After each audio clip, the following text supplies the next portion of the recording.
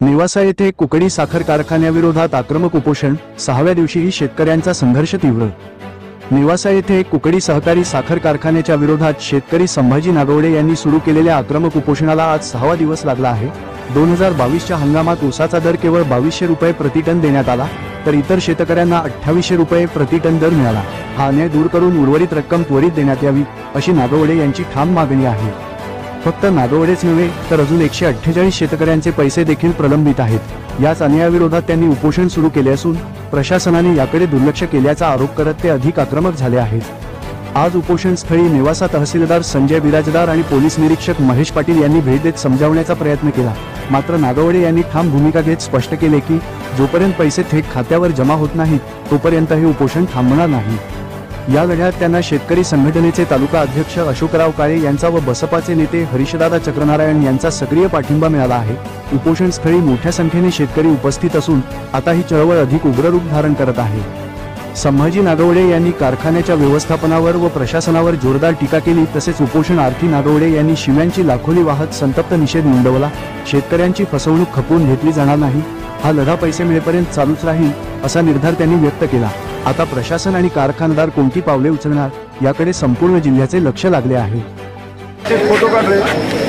Nevasa police स्टेशनचे police निरीक्षक साहेब महेश पाटील इथं उपोषणार्थ्यांना भेट देण्यासाठी आले आहे। तरी आपण काय सांगाल साहेब? निवेदन पाठपुरावा सुरक्षेच्या दृष्टीने आहे। धन्यवाद। सहकारी साखर कारखान्याच्या विरोधात नागवडे इथं उपोषणासाठी बसले आहे, तरी नेवासाचे तहसीलदार त्यांना भेट देण्यासाठी येथे आले आहेत। तरी आपण जाणून घेऊया, दिनांक 15 ऑगस्ट पासून स्वातंत्र्याच्या दिनापासून नागवडे इथं उपोषणासाठी बसले आहेत सहकारी कारखान्याच्या विरोधात। आपण याची दखल घेतली का?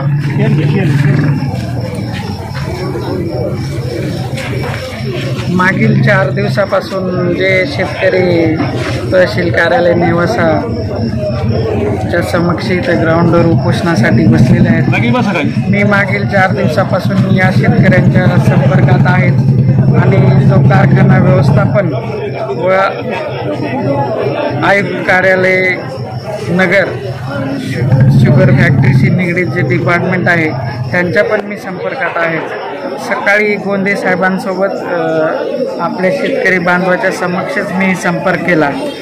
त्यावेळेला मिळालेल्या माहितीनुसार त्यांनी मला हा विषय सांगितला की शेतकरी व कारखानदार यांच्यामध्ये 2023-24ला 23-24चाच विषय 23-24च्या गाळप हंगामामध्ये शेतकऱ्यांनी तिथे ऊस दिला आपला कुकडी साखर कारखान्याला। त्यामध्ये शेतकऱ्यांच्या म्हणण्यानुसार सर्व शेतकऱ्यांना 2800चा दर अपेक्षित होता, पण त्यावेळेला कारखान्याने त्यांना 2200चा दर दिला। त्यानंतर काही शेतकऱ्यांना 2800च्या दराने पैसे दिलेले असं शेतकऱ्यांनी सांगितलं। काही शेतकरी शिल्लक आहेत आणि त्या मागणीसाठीच आम्ही इथं उपोषणाला बसलेलो आहोत असं शेतकऱ्यांनी मला सांगितलं। त्यानुसार मी गोंडे साहेबांचे आयुक्त कार्यालयाशी निगडीत आहेत साखर, त्यांच्याशी चर्चा केली। त्यावेळी त्यांनी मला असं सांगितलं की जो FRPचा दर जो असतो त्यावेळेला 2091 होतं, त्याच्या अगेन्स्ट 2200 रुपये दराने पैसे वाटप झालेलं आहे। पण शेतकरी आणि कारखानदार यांच्यामध्ये झालेल्या समझोत्यानुसार तो 2800 रुपयाची मागणी शेतकऱ्यांची आहे आणि त्या दृष्टीने त्यांना पण हा विषय पूर्ण अवगत आहे त्या कार्यालयाशी। त्यांनी मला सकाळी दिलेल्या याच्यानुसार फोनवर आमचं जे संभाषण झालं, जे की शेतकऱ्यांना पण माहीत आहे, माझ्या समक्ष उपस्थित होते। उद्या सकाळी येऊन ते आपल्याशी पॉझिटिव्ह चर्चा करणार आहेत।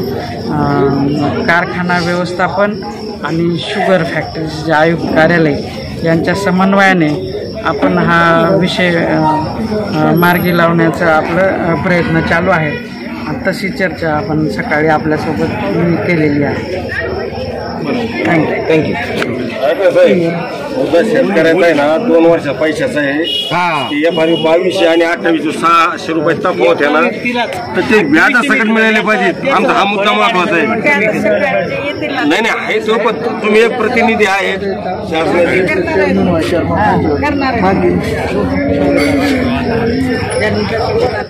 कुकडी सहकारी साखर कारखान्याच्या विरोधात उपोषणासाठी बसला आहात, तरी किती दिवस झाले आपण इथे उपोषण करता नेवासा तहसील समोर? महत्वाचा विषय असा आहे, आम्ही 1.5 वर्षापासून आहे का त्याला पैसे मागवतो. 1.5 वर्षापासून कुकडीचा चेअरमन आहे का राहुल दादा जगताप, आणि आता मी 5 दिवस झाले मला उपोषणाला बसला.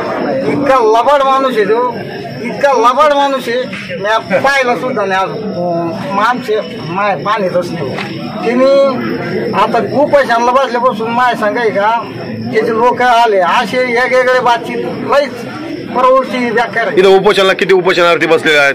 आता उपोषणाला इथं किती का 200 बसतील, पण पावसा पाण्यानं कुठं बसायचे. आणि दुसरा महत्वाचा मुद्दा आहे बरं का, हे जे शासन आहे का, शासन सगळं आहे का गरिबाला शोषण करणार शासन. लय लबाडलो.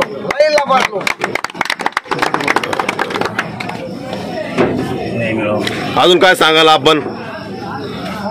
आज 5 दिवस झालेले आपण उपोषण करतात, तरी प्रशासनाच्या वतीने कोणी दखल घेतली का? आपल्याला सांगितलं का उपोषण मागे घ्या, आम्ही आपली संबंधिताकडे आपली मागणी कळवतो? दखल घ्यायचं ते विषय का आता ते पुढं काय शेतकरी सांगत ना बोंगे, पण मा अनुभव आहे हे लोक आहे का गरिबाचे लोक नाही बरं का. हे लोक आहे का सरकार गरिबाचं अजिबात नाही. यांना नक्षलवादी लोक लागत, नालायक लोक आहे यांचं जैर निसाद, नालायक लोक आहे यांच्या आईचा पुत्र यांचे. त्यांना भेट देण्यासाठी संभाजी नागवडे आले आहे, तरी आपण काय सांगाल? असा विषय का त्यांचे जर 15-15 कोटीचं कर्ज आहे आमच्या शेतकरी आहे का, आमच्यावर 20,000च कर्ज असलं ते आम्ही का भरू शकत नाही आज बी. तर आमचे पैसे आम्हाला देऊन टाकावे एवढं दादाला सांगावं. मग काय आमची बाकीची काही इच्छा नाही का तू हे कर ते कर, तू किती हे असेल अशा लबाड्या करू नको. आम्ही शेतकरी वर्ग आहे, शेतकरी वर्गातले लोक काय करणार आहे, काय शेतीला लागत हे त्याला माहिती आहे का? बरोबर, या दादाला माहिती आहे का काय लागत? साखर काढायची माहिती आहे, पण आमचं माहित नाही ना. आमचं आम्ही काय करतोय काय नाही. उसाला किती महिने सांभाळून आमचं म्हणजे आम्हाला 20,000 रुपये का 20,000 रुपये भरायचे आहे का? आमची अवकात नाही. आज आमच्याकडे पैसे नाही आमच्याकडे. आम्हाला वाटतं आमचे पैसे आम्हाला भेटा आणि आमच्या तालुक्याला सगळ्याला भेटावं. सगळ्याला कोणाचं 1 टन गेला असेल, कोणाचा 2 टन असेल, काय कोणाचं असेल ते सगळ्याला भेटावं. बहुजन समाजवादी पार्टीचे जिल्हा प्रभारी हरीशदादा चक्रनारायण आज उपोषणकर्त्यांची भेट घेण्यासाठी आले आहेत. नुकतेच नेवासे तहसीलदार संजय बिराजदार येऊन गेले, तरी आपण काय सांगाल आपल्या बहुजन समाजवादी पार्टीच्या वतीने या उपोषण संदर्भात? कुकडी सहकारी साखर कारखाना यांच्या विरोधामध्ये नेवासा तालुक्यातील जे शेतकरी या ठिकाणी उपोषणाला बसलेले आहेत, 15 ऑगस्ट रोजी भर पावसामध्ये तुम्ही पाहू शकता या ठिकाणी एक छोटा मिनी टेम्पो आहे.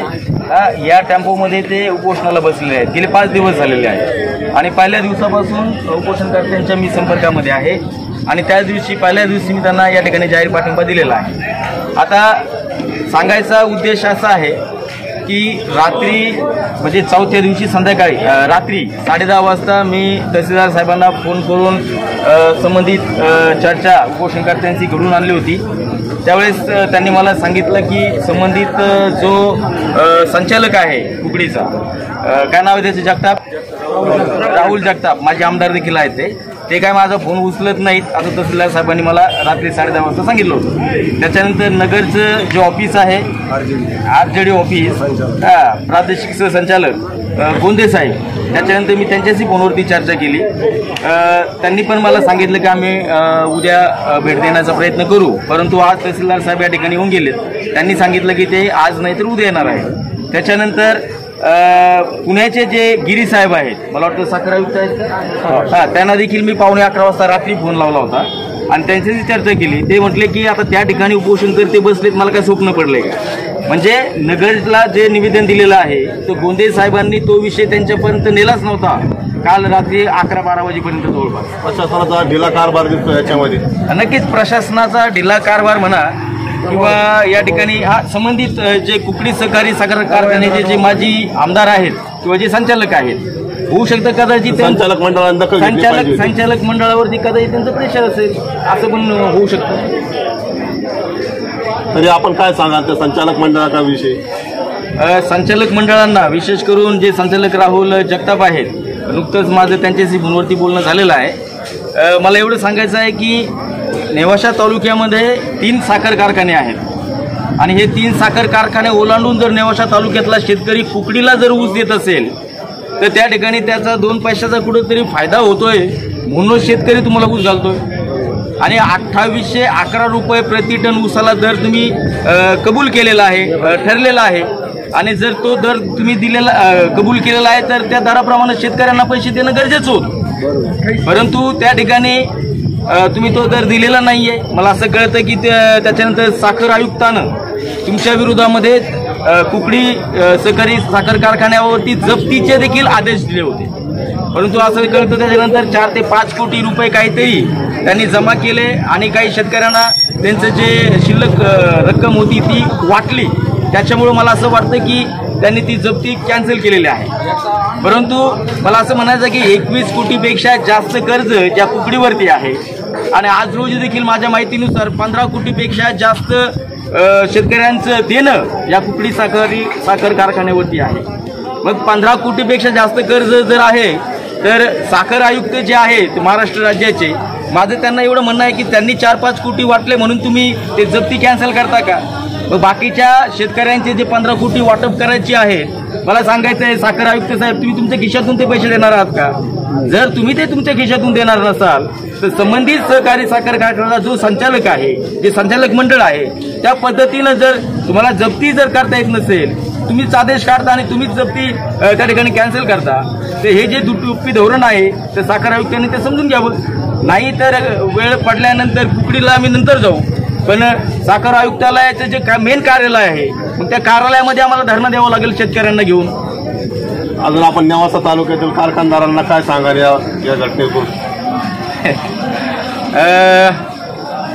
नेवासा तालुक्यातला शेतकरी हे नेवासा तालुक्यातील कारखानदार सोडून बाहेरच्या तालुक्यातल्या कारखान्याला आपला ऊस देत आहे, त्या बाबतीत विशेष करून या ठिकाणी मला खरं तर तालुक्यातील जे 3 साखर सम्राट आहेत, मला वाटतं सोनेला साखर कारखाना आहे, भेंड्याला आहे, आता नवीन साखर कारखाना मला वाटतं वरखेडला, काय नाव आहे, स्वामी समर्थ साखर कारखाना आहे. म्हणजे असे 3 साखर कारखाने आपल्याकडे आहेत.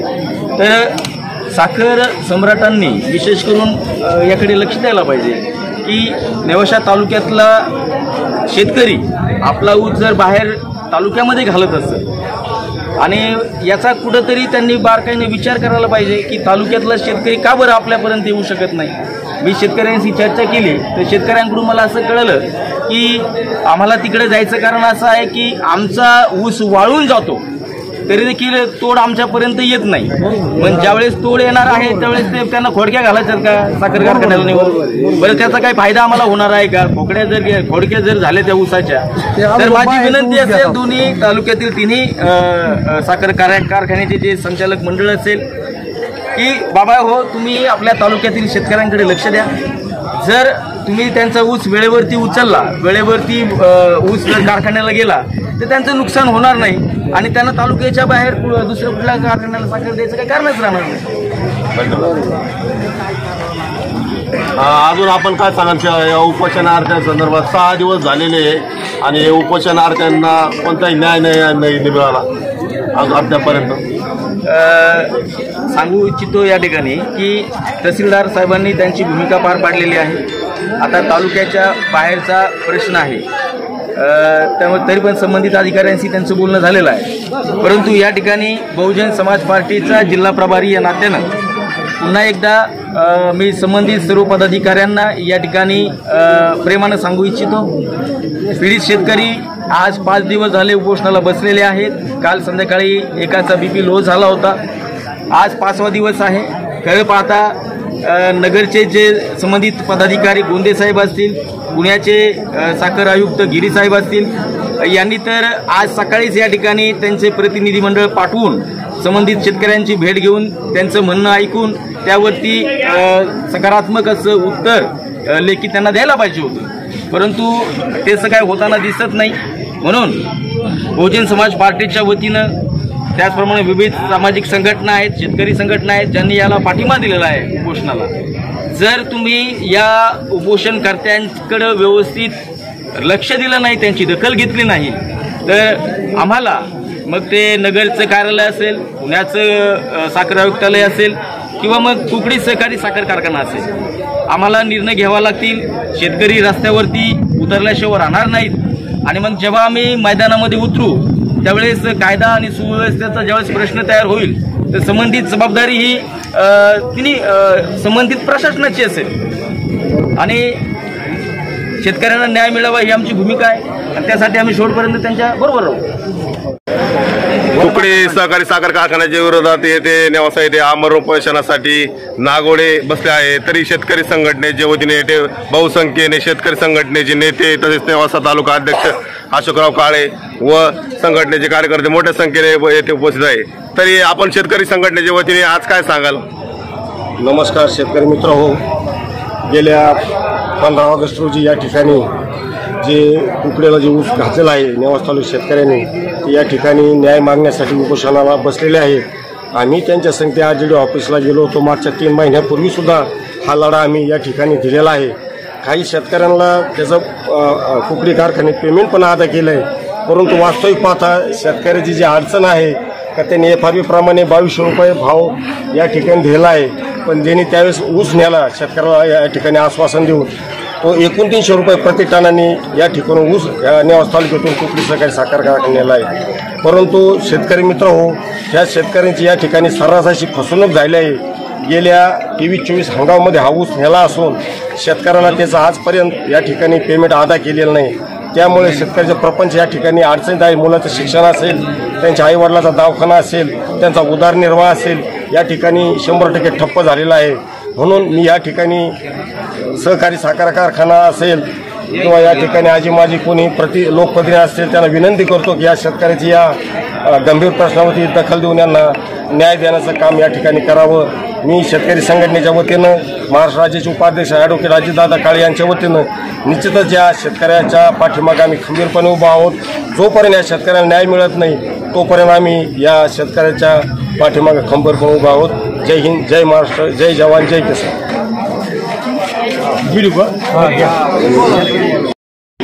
शेतकरी संघटना कार्यकर्ता आज 15 ऑगस्ट दिवशी, स्वातंत्र्य दिवशी, आज शेतकऱ्याला घामाचं दाम मागण्यासाठी जर या सरकारवर म्हणजे उपोषणाला बसायची वेळ असेल तर स्वातंत्र्य पुढे मिळालं हेच शोधावं लागेल. कारण आम्ही घामानं जे ऊस पिकवला, कारखाने येऊन सांगितलं का हे भाव जाहीर आहेत 2800-2900 म्हणून शेतकऱ्यांना ऊस दिला, पण ज्यावेळेस खरं द्यायची वेळ आली त्याच्याने 2200 पेमेंट दिलं आणि शेतकरी घराला चक्रा मारल्या. त्याला उत्तर मिळतात आमचा कारखाना तोट्यात गेला, आमचं असं झालं, आमचं झालं.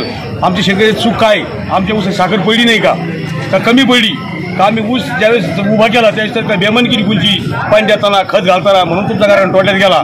त्याचे कारण तुम्ही शोधा. पण त्या शेतकऱ्या रात्रंदिवस लाईटचा विचार न करता, रात्रंदिवस बटणं दाबणं किंवा इच्छुकाटा सगळं न पाहता, स्वतःच्या लेकराची काळजी न करता तुम्हाला हा ऊस दिला आहे, घामाचं दाम आहे आमच्यावर, ते आम्हाला तुम्ही वेळेत द्यावा. आणि जर न दिल्यास पुढील जे परिणाम होतील त्याला कारखान्याची जे असतील कोण संस्थापक किंवा संचालक मंडळ व संबंधित कर्मचारी हे त्याला जबाबदार राहतील.